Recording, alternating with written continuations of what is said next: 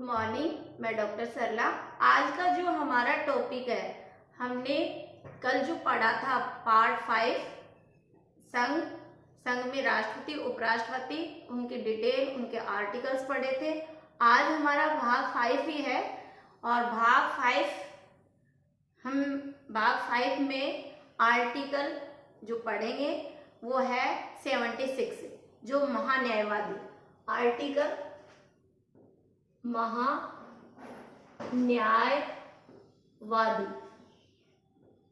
Attorney general.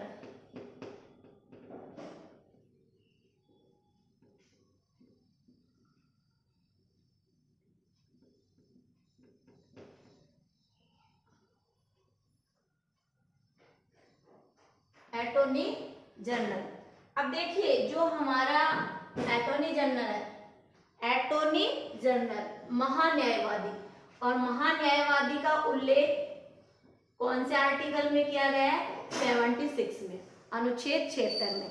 अनुच्छेद 76 में स्पष्ट कहा गया है कि भारत का जो महान्यायवादी होगा उसकी नियुक्ति राष्ट्रपति के द्वारा की जाएगी। अनुच्छेद 76 में यह बात भी कही गई है कि महान्यायवादी कौन होगा?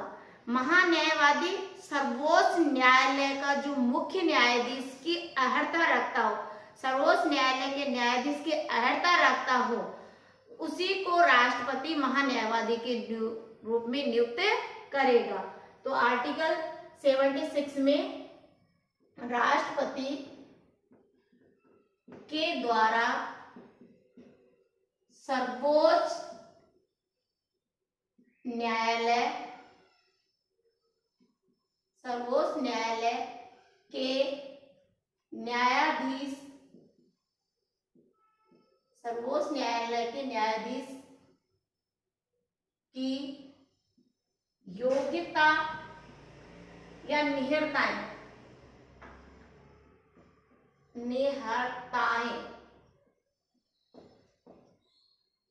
रखने वाले को ही राष्ट्रपति महान्यायवादी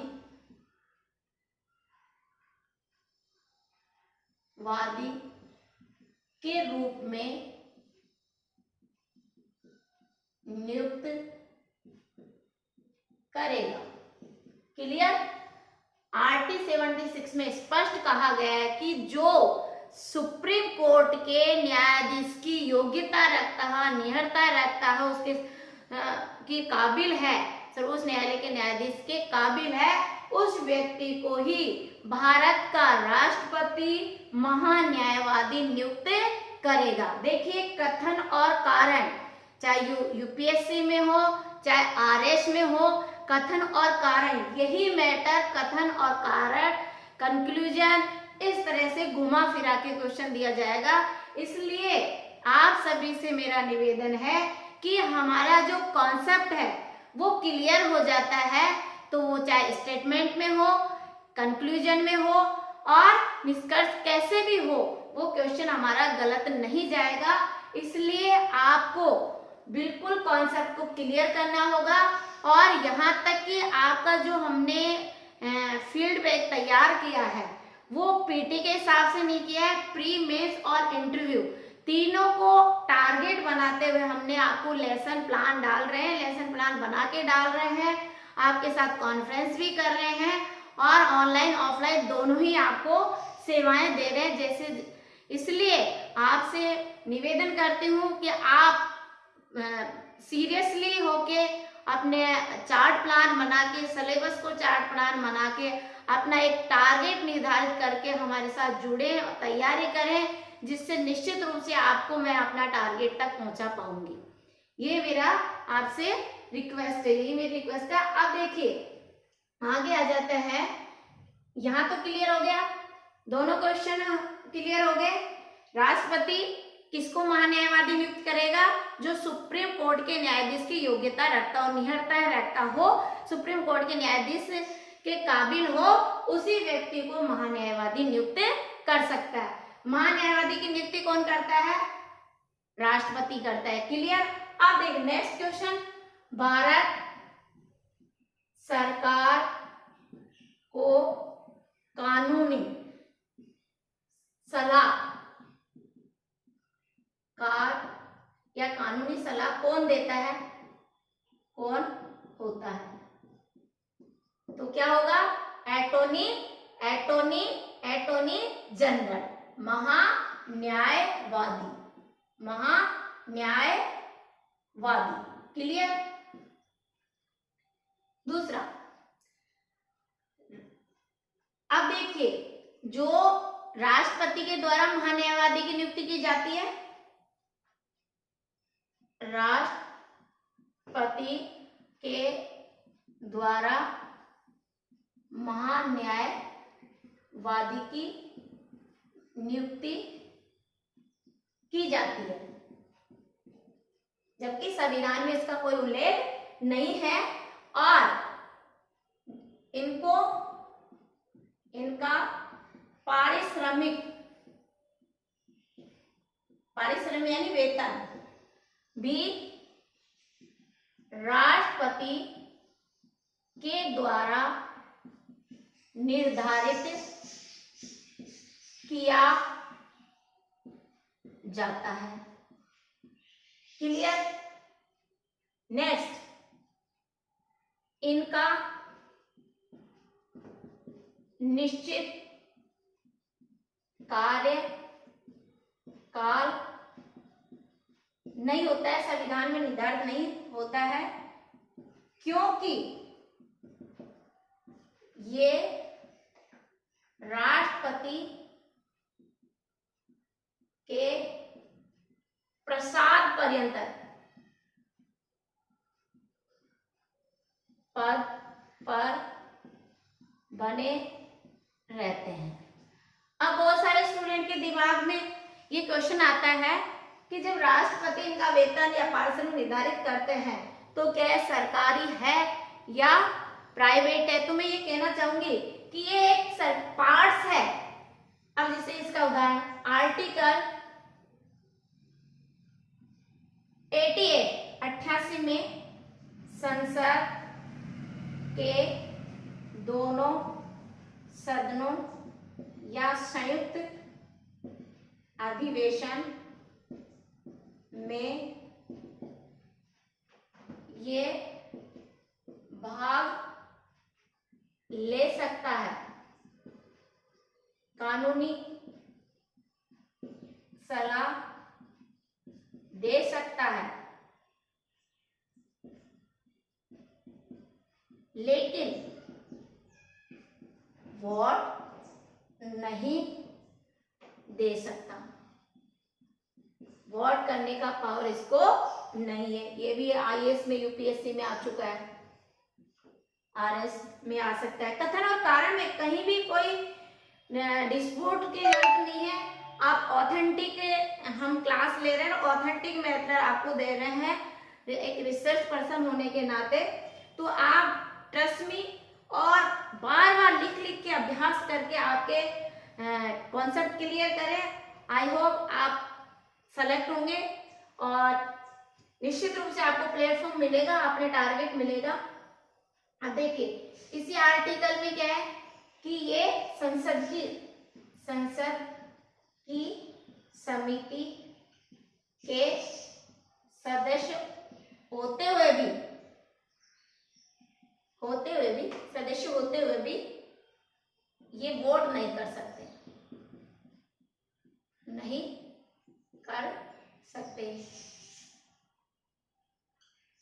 क्लियर? अब देखिए, अब बात क्वेश्चन यहाँ से कैसे आता है कि क्या समिति है भाई, सीमाएं क्या हो सकती है? तो सीमाएं ये हो सकती है कि एक तो यह है कि ये बाउंड नहीं कर सकता। जैसे भारत सरकार को कानूनी सलाह दे सकता है, लेकिन बाउंड नहीं कर सकता। ये बात आपको कॉन्सेप्ट में क्लियर करनी है।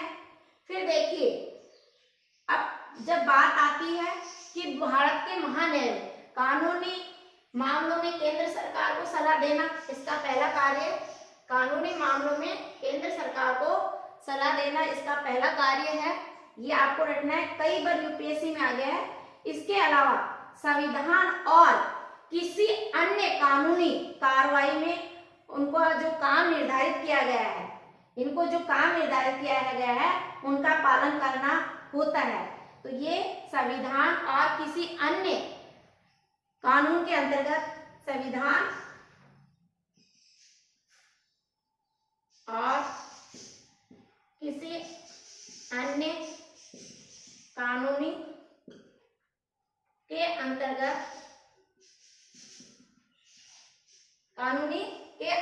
उनका जो काम निर्धारित किया गया है, किसको माने, उनको उनका जो काम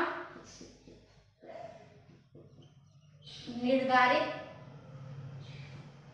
है उनका पालन करना, उनका पालन करना भी महान्यायवादी का, उनका पालन करना, उनको पूरा कराना भी न्यायवादी का कार्य है, महान्यायवादी का कार्य है, का कार्य है। अब देखिए, महान्यायवादी को अपने कर्तव्य का पालन करने में भारत के राज्य क्षेत्र में सभी न्यायालय में सुनवाई करने का अधिकार है। भारत महान्यायवादी को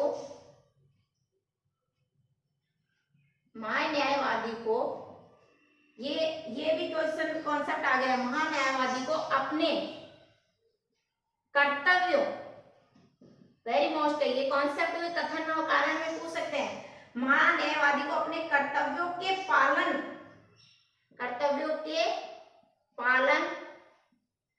में भारत के राज्य क्षेत्र में सभी न्यायालयों में सुनवाई करने का अधिकार है, सभी न्यायालयों में सुनवाई करने का अधिकार है,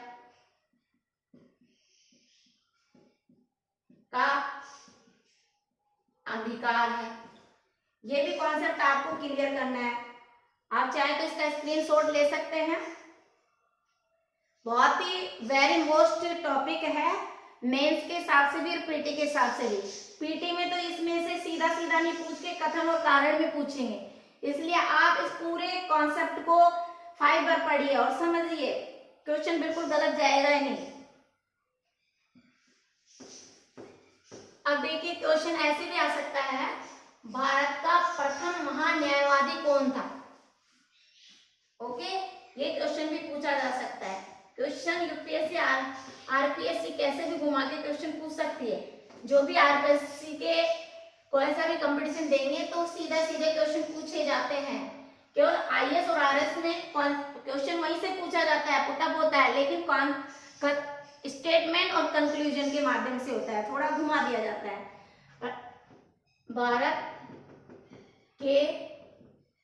भारत के प्रथम महान्यायवादी MC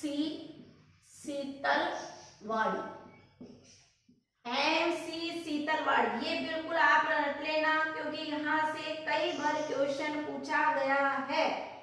MC सीतलवाड़ी क्योंकि इनका सबसे लंबा कार्यकाल रहा है। 28 जनवरी 1950 से 1 मार्च 1963 तक। MC सीतलवाड़ी ये वेरी मोस्ट है। या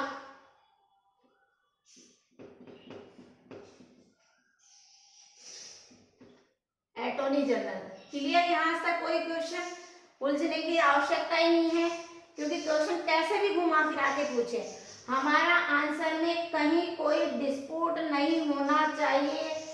ठीक है, क्योंकि यहाँ से क्वेश्चन 100% आएगा।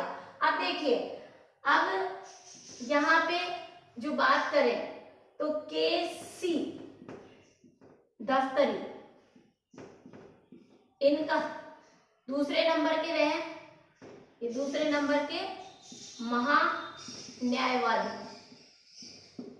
अब देखिए, क्वेश्चन आपको पूछा जाता है कि सबसे कम कार्यकाल किसका रहा, तो सबसे छोटा कार्यकाल, छोटा या कम कार्यकाल सोली सोराब जी का, सोली सोराबर जी का।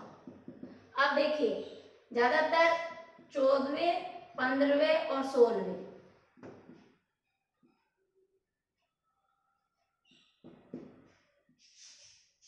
मुकुल 14वें नंबर के और के वेणुगोपाल पाल 15वें नंबर के, और वर्तमान में या 16वें नंबर के कौन है, आर वेंकट रमन। ये भी ध्यान रखना है, इनका 16वें नंबर का कार्यकाल है। कहीं कोई ये क्वेश्चन पूछा जाए अटॉर्नी जनरल ऑफ इंडिया कौन है, तो आप बताएंगे वर्तमान में आर वेंकट रमन। किन्होंने नियुक्ति किया है, 15वें राष्ट्रपति, 15वें नंबर की राष्ट्रपति द्रौपदी मुर्मू, द्रौपदी मुर्मू। ये क्लियर है। यहाँ से भी कोई क्वेश्चन आ जाए तो गलत नहीं जाना चाहिए। अब देखिए, क्वेश्चन आ जाए भारत सरकार का मुख्य कानूनी सलाहकार कौन होता है, क्वेश्चन ऐसे, भारत सरकार का मुख्य कानूनी सलाहकार या वकील कौन होता है, ये भी पूछा जा सकता है सलाहकार, तो वही महान्यायवादी। यदि पूछा जाए भारतीय उच्चतम न्यायालय में भारत सरकार का प्रमुख कौन होता है, भारतीय उच्चतम न्यायालय में भारत सरकार का प्रमुख वकील कौन होता है, तो अटॉर्नी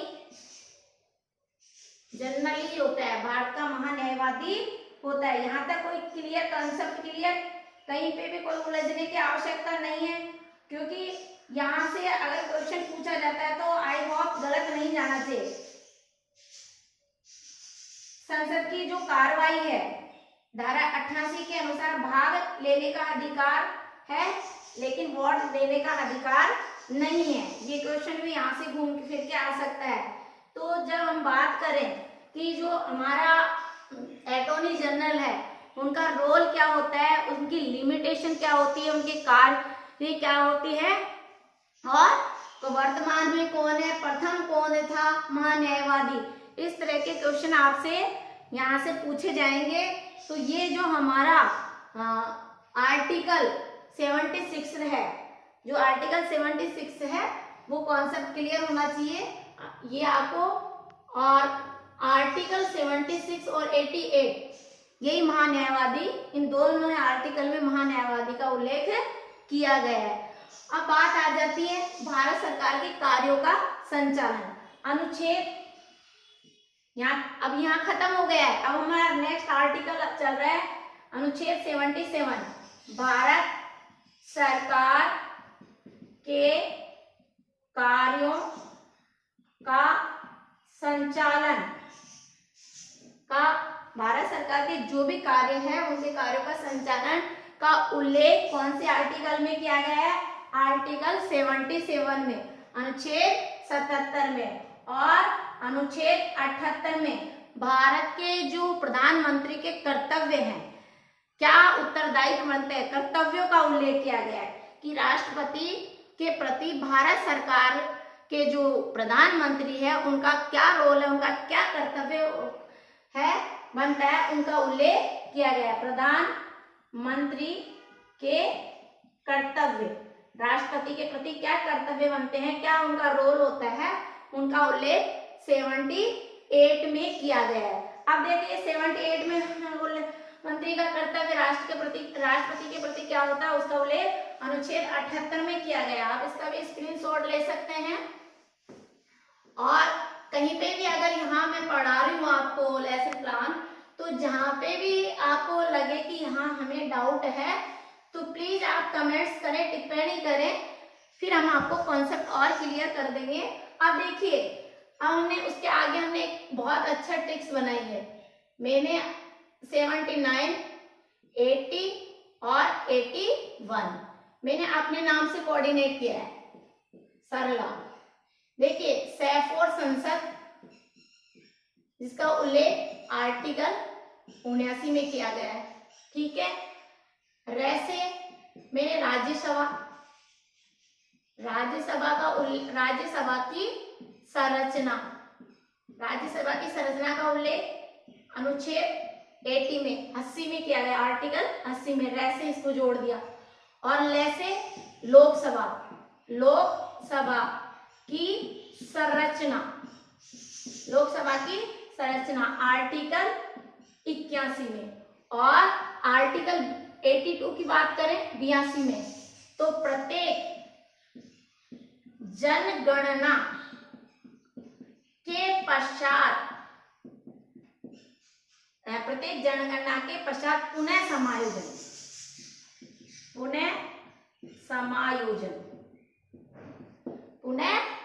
प्रत्येक जनगणना के पश्चात पुनः समायोजन, ये आपको याद करना है क्योंकि आर्टिकल हमारा बहुत मायने रखता है।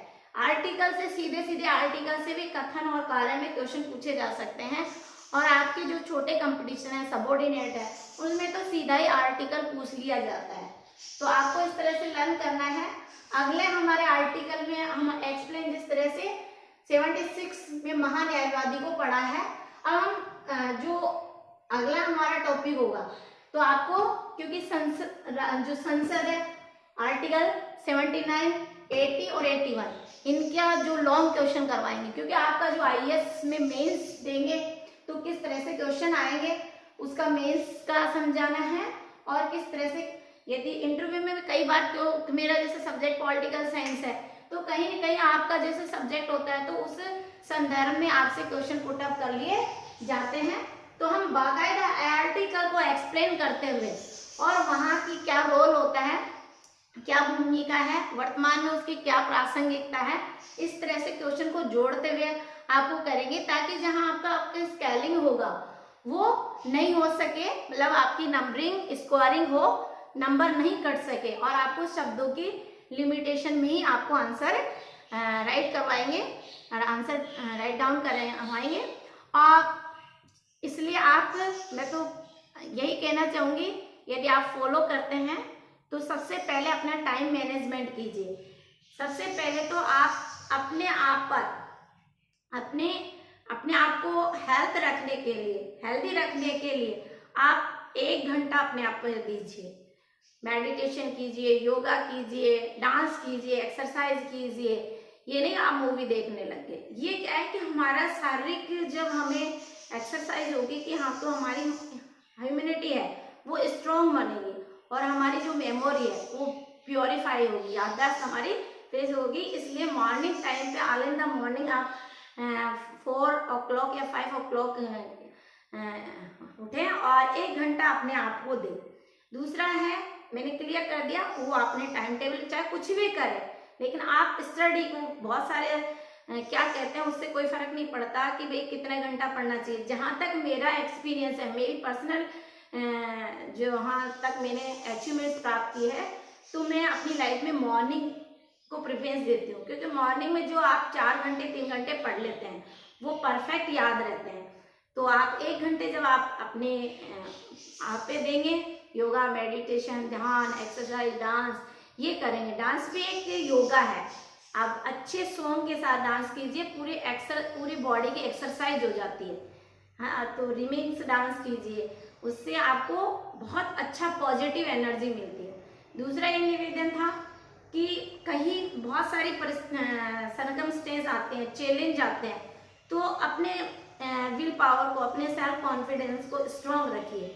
यदि आप यूपीएससी और आरपीएससी को फॉलो करना ही चाहते हैं, अगर आप आईएएस बनना चाहते हैं, आरएस बनना चाहते हैं, तो चैलेंजेस तो आएंगे, बिना चैलेंजेस के हमें सफलता नहीं मिलेगी। चैलेंज लेना है और चैलेंज को इस तरह से पॉजिटिव लेते हुए हार्ड और स्मार्ट वर्क दोनों करना है। थर्ड मेरा ये निवेदन था कि आप आंसर राइटिंग अभी हम अपने माइंड को सेटअप कीजिए, अभी से बना लीजिए कि आपको एज ए आरएस की तैयारी कर रहे हैं, तो आप अपने आप को अभी से आरएस मान लीजिए। आपका ड्रेस कोड, आपका रहन सहन, आपका बोलने का तरीका, आपको आंसर राइटिंग करने का तरीका, अधिकतर चार्ट के माध्यम, फ्लू चार्ट, डायग्राम।